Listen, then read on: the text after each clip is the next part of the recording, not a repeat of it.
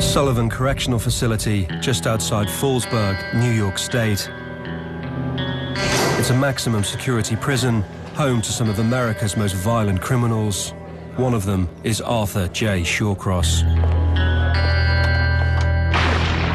Shawcross has murdered 11 women and is serving a 250-year prison sentence. His case has raised serious questions about what causes extreme violence and what we understand about the nature of evil itself. We've come to meet him face to face to see if he would tell us what made him such a violent killer. People on the outside do not know what evil is. Do you know what evil is? Sure. Are you evil? Somewhat.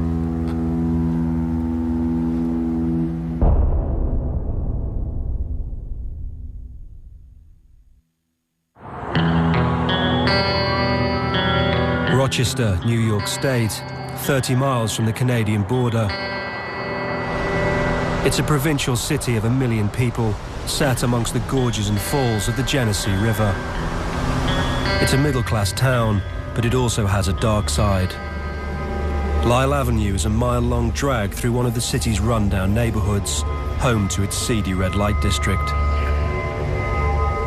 In March 1988, women began disappearing from the strip. Dorothy Blackburn was a 27-year-old prostitute and mother of 3. Her body was found in a nearby riverbed. She'd been strangled to death. In July, Anne-Marie Stephan, a 27-year-old cocaine addict, also went missing. Her decomposed body was found on the banks of the Genesee River. Anne-Marie Stephan, do you remember meeting her? I met Anne-Marie Steffens, I think, in front of the Finger Hut on Lake Avenue. Do you remember killing her? Yeah, possibly. We're not going into details here. No, but how did you kill her? Probably strangulation. How do you know when they're dead? How? I don't know, just do.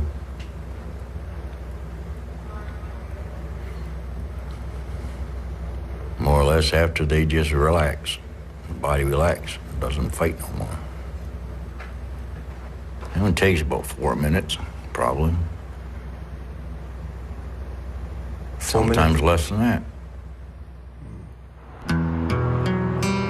To the outside world, Shawcross was just a regular guy. He lived here in this apartment on Alexander Street with his 4th wife, Rose. He worked nights at the local cheese factory and spent much of his free time fishing the banks of the Genesee River. But he was living a double life. He had a mistress, Clara, and was a regular visitor to Lyle Avenue. You've got a wife, you've got a mistress, and you were also seeing prostitutes quite regularly. And other people. I guess I could say I was enjoying myself. For almost 1 year, Shawcross killed no one. Then, in July 1989, police found the body of an elderly homeless woman, Dorothy Keeler. Dorothy was found down on Seth Green Island on the Genesee River, and she was bones. So we really didn't know at the time why he killed her. She used to live in my house, or my apartment, for a while. Was she a friend? She was, until she started stealing stuff out of the house. I asked her, why are you stealing? And she said, she needed money. And I said, you have a bank account. I was paying her $4.25 an hour just to clean the apartment. So she was thieving from you? She was taken from me and my wife, Rose. Does that warrant killing her? Huh? Does that warrant killing her? Well, to me it did. But Shawcross didn't just kill Dorothy Keeler. He would later return to her dead corpse. And he came back and visited. He came back and visited, and he took her skull, her head, and threw it in the Genesee River.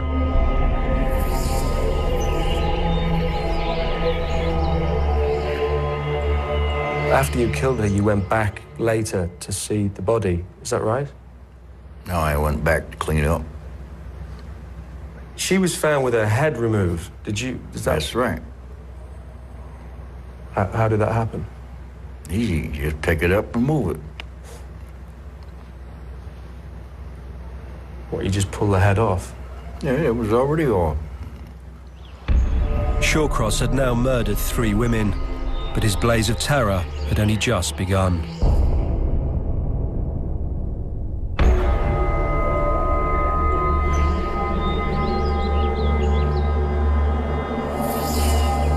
In Rochester, New York State, the bodies of murdered women had begun appearing around the banks of the Genesee River.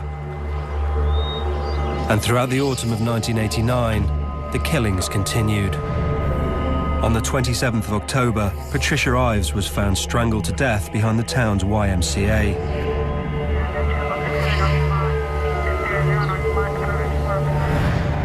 And just 4 weeks later, the killings were to take an even more sinister turn.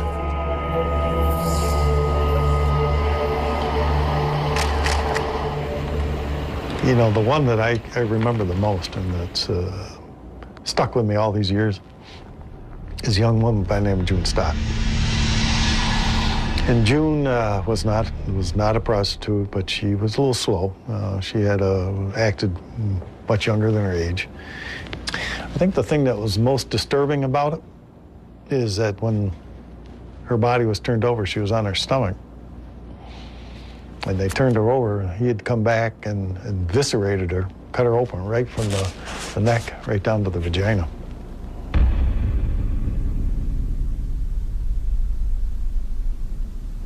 That was a fit of anger. You know, we spent a day down Turning Point Park, you know, feeding the ducks and walking around, and we were making out. Then she just flipped. You know, jumped up, says, "I'm going to scream, I'm going to tell the cops." I snapped her neck. Stayed there all day until dark. Then split her open from her neck to her groin. I didn't go all the way deep into the stomach area, just split her open. I don't know why. Yeah, it was really disturbing because at that time, we didn't know who we were looking for. Now you got a guy who's, certainly we believe is the same guy, but his activity's increasing. What he's doing at the scenes is becoming more severe all the time. The killing of June Stott was a turning point for the police. A pattern was now emerging. All of the murdered women were from vulnerable backgrounds. Most of them had been slowly strangled. The bodies were being dumped around the Genesee River, and the killer appeared to be revisiting and mutilating them. The Rochester police now suspected they had a serial killer on their hands, and they called in the FBI. The situation on the ground when I first arrived was a lot of stress, massive police involvement in this thing. There's no doubt in their mind they had a serial killer working up there. And so it's like walking into a pressure cooker, in a way. It's just intense. Police were chasing down hundreds of leads, and yet somehow the killer still seemed able to blend into the background. One of the big questions was, well, how's he getting these women? These prostitutes are scared to death, and they're being killed. Yet, he seems to have no trouble getting them. The answer is, he's a regular client. They know him. They go with him, they have successful sex, he drives them back, drops them off, no problem. So they're not afraid to go with him. It's just some nights it goes terribly wrong. We're trying to think, how can these prostitutes make these mistakes knowing that there is a perpetrator on the street that's snatching them right under police surveillance?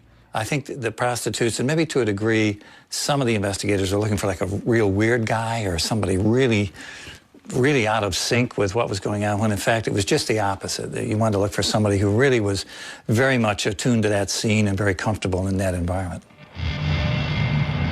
But despite a massive police clampdown, the killing continued. Undercover police officers now poured into Lyle Avenue, posing as pimps and punters. But Shawcross wasn't fazed by their presence. He continued to hang out on the street. I'm sitting on a stoop, and I got shiny shoes on, like a cop shoes, nice dress. And this guy sits down beside me. He starts talking about the case, pointing out all the decoys. I'm laughing at him. Why were you laughing at it? Well, I thought it was hilarious. You know, he didn't know who I was, but he had to open his mouth. He thought he was talking to somebody on the team. And he was actually talking to the killer? Yep. We subsequently found out that he did hang out at a Dunkin' Donuts. And the police would be in there themselves talking about the homicide investigation and what they were doing, not giving up intimate details, but how they were focused on looking at every vehicle that went down the road and maybe writing down plate numbers and running data. He was listening to that information and even told them that, you know, that he had told his girlfriend to be careful out there because there was a bad guy out there that was picking up women and killing them. All this time, Shawcross kept up his normal routine, working at the cheese factory, going home to loyal wife Rose.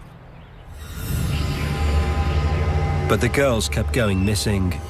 On the 17th of December 1989, June Cicero, one of the street's most notorious hookers, disappeared from Lyle Avenue. She was the madam of the streets. She was the meanest prostitute in the city of Rochester, and they all respected June Cicero.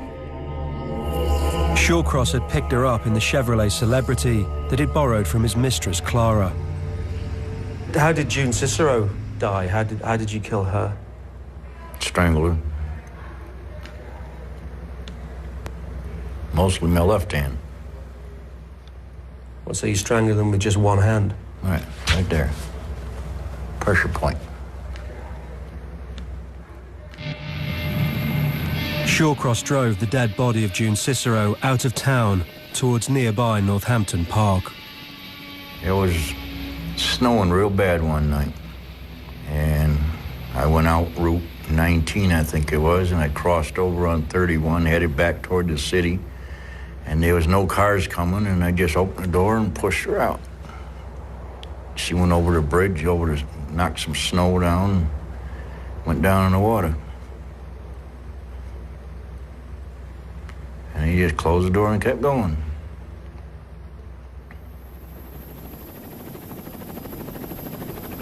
The police were now to get a crucial break. While searching Northampton Park for the body of yet another missing woman, McCaffrey made a dramatic sighting. We were less than 2 minutes into the flight from Northampton Park back to Rochester when we flew over Salmon Creek. And underneath the bridge, I could see a body frozen in the ice. It was the body of June Cicero. And then McCaffrey spotted a suspicious-looking car on the bridge itself. The passenger door was open, and it appeared that he had been urinating out of the car. And that's what we could see. And as the helicopter flew by, he closed the passenger door and slid across into the driver's seat and started to proceed easterly on Route 31. It was what the police had been waiting for. FBI profilers had highlighted the killer's pattern of returning to the dead bodies, and McCaffrey decided to follow the Chevrolet. As I was driving to Spencerport, the helicopter was flying above me. It didn't dawn on me what was going on. But the body of June Cicero was found very close to where you were on the bridge. Yeah, that was just down the road away. You know, I didn't register what was going on. I had forgot she was there.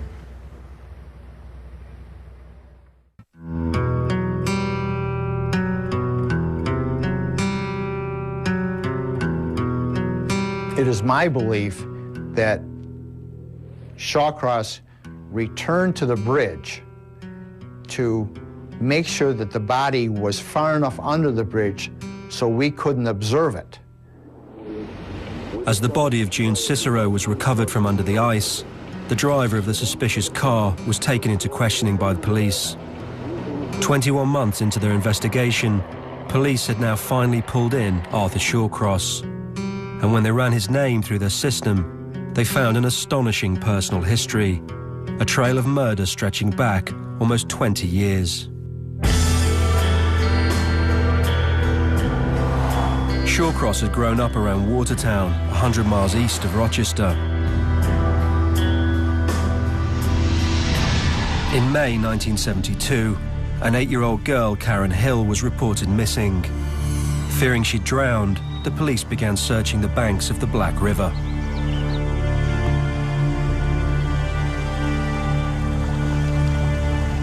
And we went over the bank, and I went on one side, Officer Passer went on the other side, and he says, "Here she is."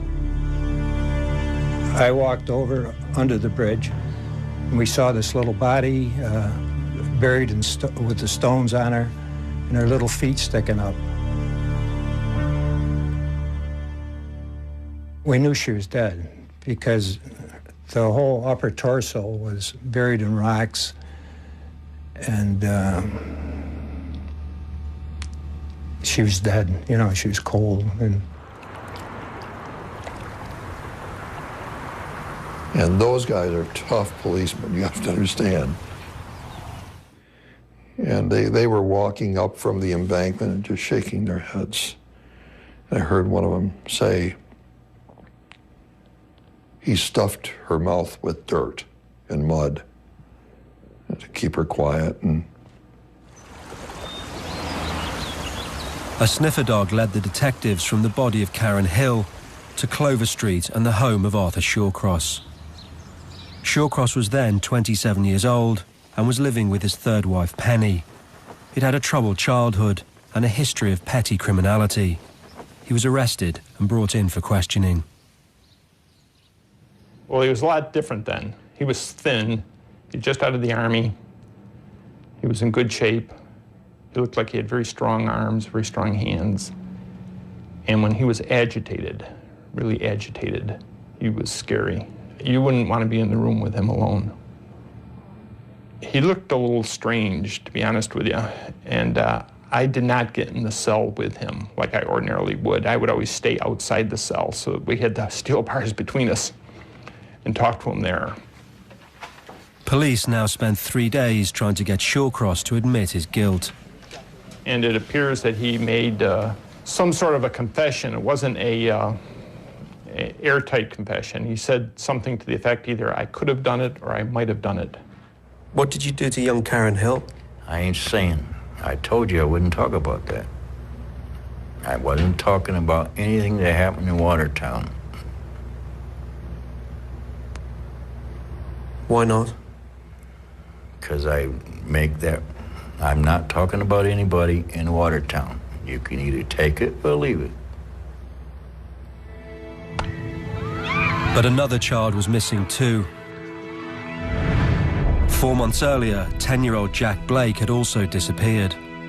Shawcross had often gone fishing with the young boy, and police suspected that he was responsible, but they had no hard evidence. And with only a vague confession linking him to the death of Karen Hill, police decided to offer Shawcross a deal. Tell them what he'd done to Jack Blake and face a lesser charge for the murder of Karen Hill. So we had a conference in which Mr. Shawcross explained to them what happened and what he did and how he killed the Blake boy. This was part of the plea bargain arrangement, that he would explain that case for them. Shawcross directed police to the body of the young boy, which they found by train tracks just out of town. He was naked, and it seemed he'd been raped before being strangled to death.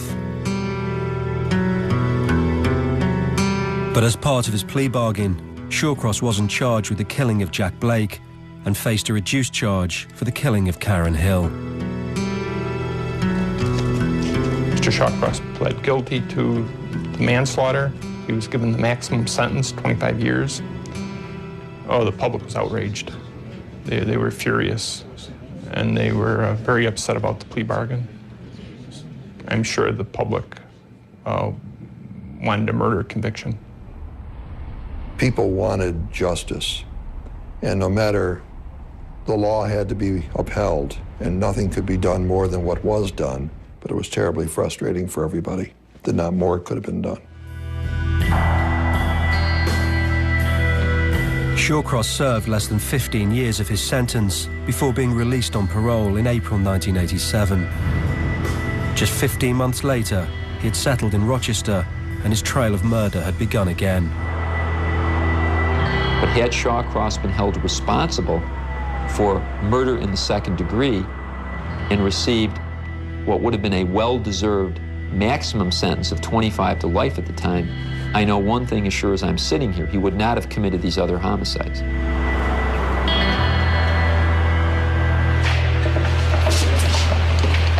Now, armed with the knowledge of the Watertown killings, the police in Rochester were convinced they had their man, and they began to put the screws on Arthur Shawcross.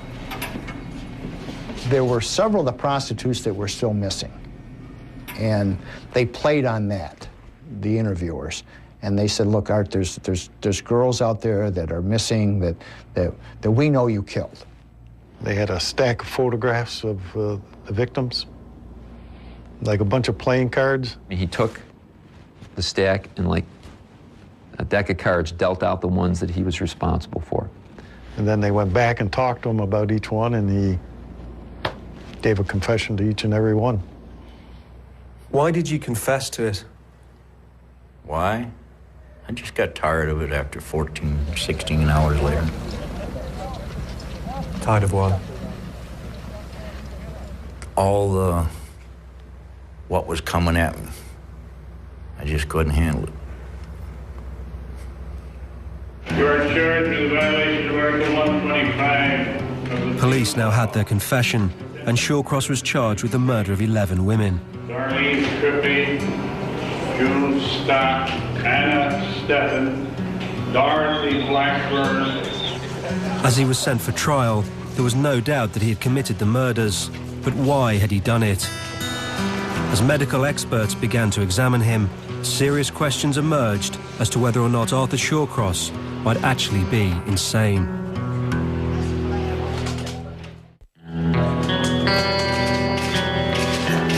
Arthur Shawcross had now been arrested and was awaiting trial for the murder of 11 women. There was no doubt he had killed them, but his defense team now set about exploring a fundamental question. What made Arthur Shawcross act so violently? Everybody knows there's something wrong with Arthur Shawcross. He's not a normal person. Everybody, you know that just from the beginning. So what is it? Could there be something neurologically wrong with him? Eminent neurologist Jonathan Pincus has examined the brains of numerous serial killers and believes that damage to certain areas of the brain is a major factor in causing extreme violence. The brain scan of Arthur Shawcross fitted this pattern. If you have a lesion on the MRI, you've got an abnormality in the EEG coming from exactly the same place, and behavior that's rather bizarre that comes from this part of the brain. I think it's likely that the abnormality of the brain has something to do with his behavior. So much that I think that had he not been neurologically abnormal, I think he probably would not have been a serial murderer. But brain damage alone is rarely decisive. Shawcross was also subjected to an in-depth examination by a senior Yale psychiatrist. What we discovered and then were able to verify was the fact that he was horribly mistreated sexually as a child. In the course of the interviews, he relived some of that experience, which was out of his conscious awareness. Dr. Lewis led Shawcross through a series of interviews, some conducted under a form of hypnosis. What are you doing now? What's happening? What are you doing, Art? Art, why are you holding your penis? Art, what's happening? Mom. What's happening? What does Mommy do? Mom's got me. Mom has got you now? What does she do? Playing with me. Okay, and what's happening? Started kissing me.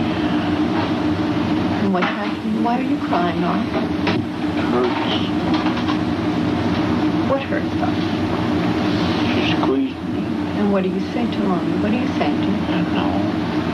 What do you Stop. say? Stop. No. What did your mother do? My mother gave me oral sex. She performed oral sex on me for several years. Mm-hmm. Then when I was 14 years old, I did intercourse, and I ran away. I put a note on my pillow in my bedroom. I'm going to Syracuse, and I turned around and went to Canada. I just didn't want to go home. Because you were being abused? Yes, sir, I was. He, very young, he ran away from home.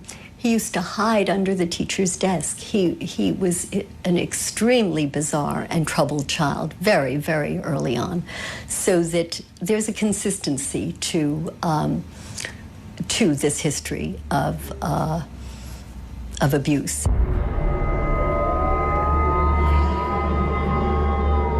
Dr. Lewis argued that the brain damage had caused him to suffer a phenomenon known as partial seizure. Just prior to the murder, there would be some event, very often some disagreement or some threat to him where the woman may have said, "I'll tell your wife about this," or something. And then he would see bright, bright white light. And then the next thing he'd know, he would wake up. And he would wake up often in his car, and he would look beside him and there would be a body. He did not have conscious knowledge of what he was doing or conscious control over what he was doing. Defense experts argued that, like many other serial killers, Shawcross suffered a toxic combination of physical and mental damage. I would say it's three things interacting. It's brain damage, mental illness, and the experience of having been abused. Every one of those things is a factor in it. They interact so that if you didn't have one of them, the likelihood of violence would be tremendously reduced. The defense entered a plea of not guilty by means of insanity. In essence, they argued that Shawcross was not responsible for his actions. It was an argument that provoked derision from both prosecution and police alike. Few things are more tragic than the murder of a beautiful theory by a gang of brutal facts. And I think that's the answer there. It's a beautiful theory, but it was just laid low by the fact. He claimed his mother put a broom handle, inserted it into his anus, and shoved it up, was his description. He had indeed worked. That clearly would have resulted in major trauma. There was no evidence of any such trauma. During the trial, I received a call from his mother. She questioned, why is he saying these things? Why are they claiming these things? Your mom has obviously denied that anything like that happened. Everyone would. Can you picture what would happen to a person if she admitted she did shit like that to me? I mean, they've said, you know, ask Arthur Shawcross, say, well, there was no sexual abuse when you were younger. How they know? I know, because I was there. I know what I had to go through. Well, they say they checked all the medical records. I didn't have medical records when my mother was abusing me. You think my mother took me to a doctor because she was giving me oral sex? That's bullshit. If he was lying and he hadn't been sexually abused, that would confound you. It would indeed. It's almost inconceivable that he was not sexually abused. Crucial to the defense case was the argument that Shawcross's mental seizures meant he had no knowledge of what he was doing. If you didn't know what you were doing at all, why do you make efforts to hide anything? Why do you deposit the bodies in a Genesee Gorge area where they're less likely to be found? I think all those facts really speak to someone who knew exactly what he was doing. The prosecutor thinks that his upbringing was completely normal. This is just a man who was bad. He's evil. And he killed those women because he wanted to do it, and he enjoyed doing it. That's not normal. No matter what the prosecutor feels is normal, that's not normal. Is somebody who kills a person mentally ill? Probably. Is somebody who kills 11 people here and has killed 2 kids before got issues? Absolutely. But that's not the claim, that's not the argument that they're not in some way disturbed. The issue is you don't qualify for an insanity defense. Shawcross knew what he was doing. And if you know it's wrong, then you're responsible for your acts. That's the way it works. During the trial, the defense also argued that Shawcross had been brutalized by his experiences as a soldier in Vietnam. What happened in Vietnam? A lot of things happened in Vietnam. Yeah, I went to Vietnam as a weapons specialist. And I had my own bunker just outside of Con Tum, Vietnam, Central Highlands. Shawcross claims he often ventured out into the jungle as a one-man unit, hunting down enemy Viet Cong. And I see a woman in her 30s coming down this hill carrying 2 AKs on this side and 2 AKs on this side, barrel down. So I reach over my shoulder like this, right behind my neck, and I pull out a brand new machete. When she backed out, I come up behind her and took her head right there. I took a couple of hits, but the head came off. She body dropped to the ground, she just bled out. He claims he then set about cooking the dead woman's body to extract information from her friend. I split the body in half. Opened up a pouch and I had some C4, plastic explosives, lit a cigarette, just touched it, and it started lit up like a miniature sun. And I just laid the flesh up on top of that stick, right? And I bit into the flesh itself, you know, just staring at her eyes, and she urinated and defecated on herself. And she talked to me in broken English, so she told me everything I wanted to know. I go in, I reported in, saluted the colonel, and he gets up and he says, "You're one sick son of a bitch, but I love you." None of that that we can tell is true. His Vietnam experiences are greatly inflated and exaggerated. There's no indication he ever went out and shot anyone, much less cannibalized or did any of the things that he claims to have done. But despite his vivid recollections of combat, Shawcross found few comrades in Vietnam. But I can't remember nobody's name in Vietnam, and that messes me up. War often forms very close relationships. You didn't form friendships with anyone out there? No. You don't remember anyone's name? No. How long were you there for? 13 months. What was your official position in Vietnam? I was a specialist, weapons specialist.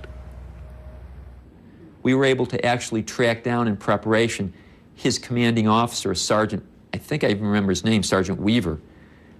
He was a supply clerk.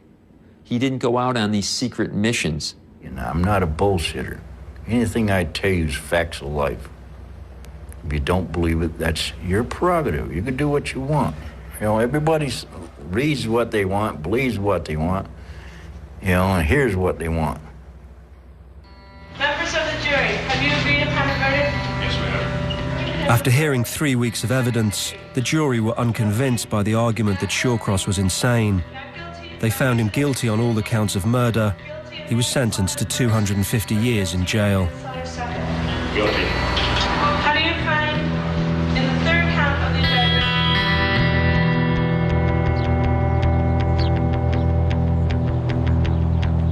Shawcross has spent the last 18 years in a maximum security prison. He's confounded numerous attempts by psychologists to understand him, and like many other serial killers, his crimes have given him a macabre notoriety. I get letters from all over the world. I get a lot of college students, college professors, doctors, lawyers, psychiatrists, psychologists.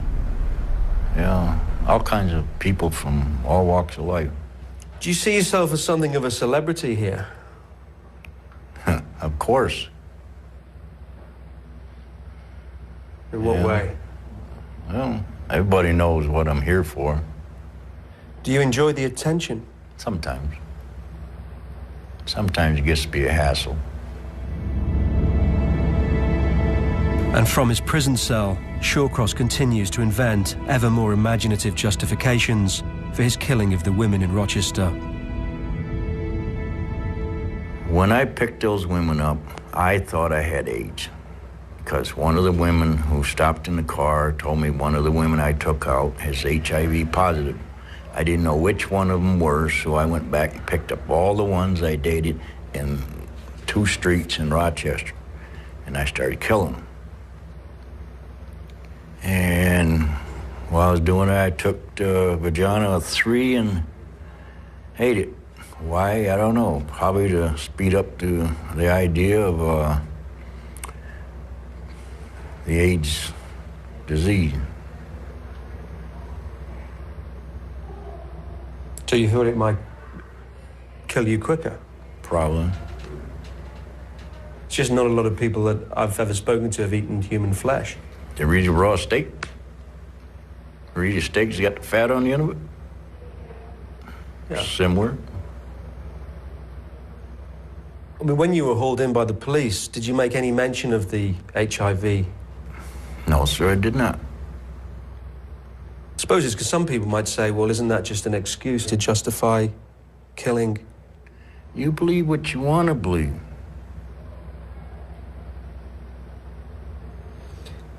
I told you how I killed, why I killed. You don't want to believe it? That's up to you. One thing, however, remains a taboo subject: the killing of the 2 children in Watertown. You're prepared to talk about what happened in Vietnam and killing all these prostitutes. But I'm just wondering why you're prepared to talk about it and not Watertown. I don't want to talk about it. You say one more question, I leave. Certainly he knows how we all feel about murdering children. It's just, obviously, you know, probably the most reprehensible thing anyone can do. And he understands that, but the problem is he can't justify it. He can't come up with a selling point or a way to mitigate that. So he's just not going to talk about it. But in 2001, someone was to enter Shawcross's life who would force him to confront his darkest demons, the daughter he never knew he had.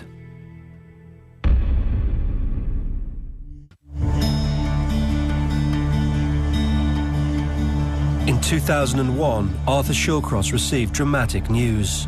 Whilst on leave from the army in the early 1960s, he had a brief romance with a woman in Hawaii. 40 years later, the child from that relationship, Maggie Deming, discovered who her father was and decided to make contact. My husband at first was like, you know, don't go there. You know, do you realize that he killed children? And I said, well, I can't just shut the door on this. You know, this is a part of my life that I just can't close the door.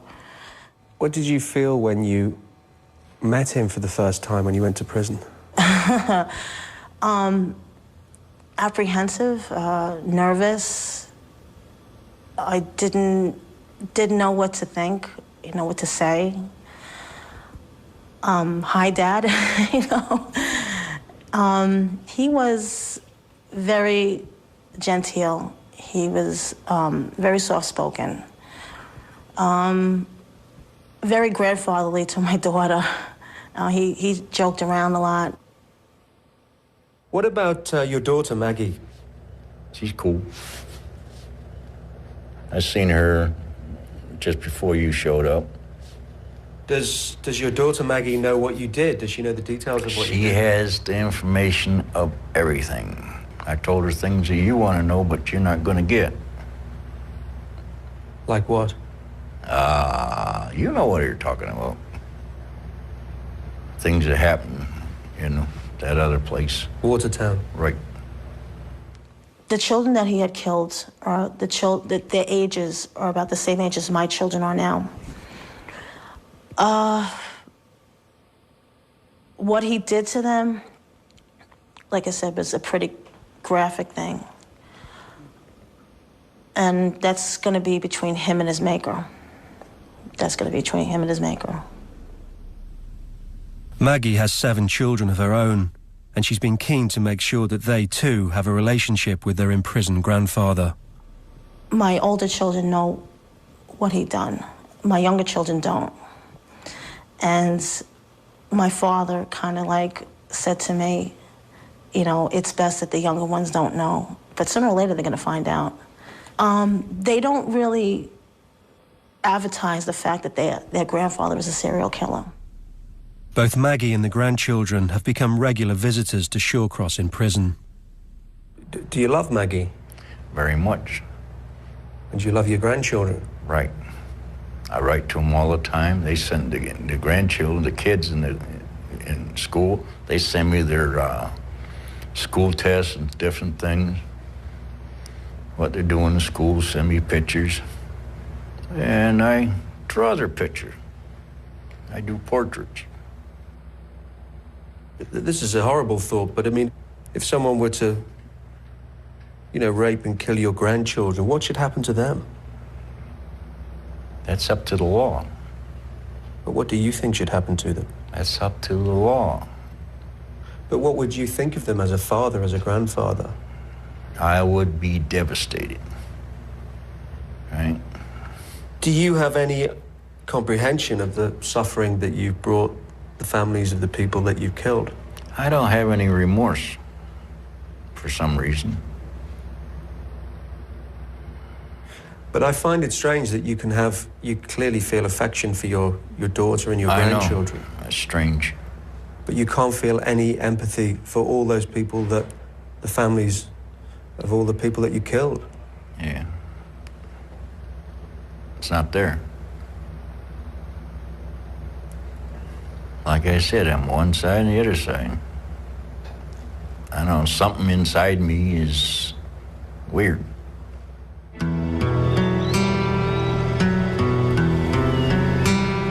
These events happened so far back in time. These things you really can't forget. These sort of things you can't really forgive on the part of those parents, you know, having to live through that.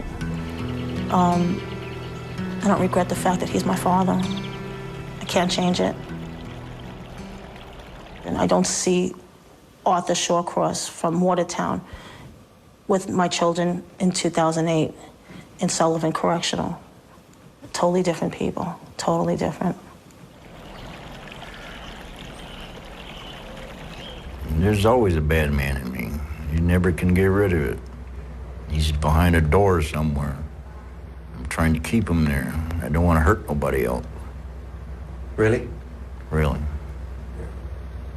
Just a final question, Arthur. I mean, why won't you talk about the 2 young children? Stop. It's over. Disconnect. Is it not because? Is it because you're ashamed of it? It's disconnect. This is over. Okay.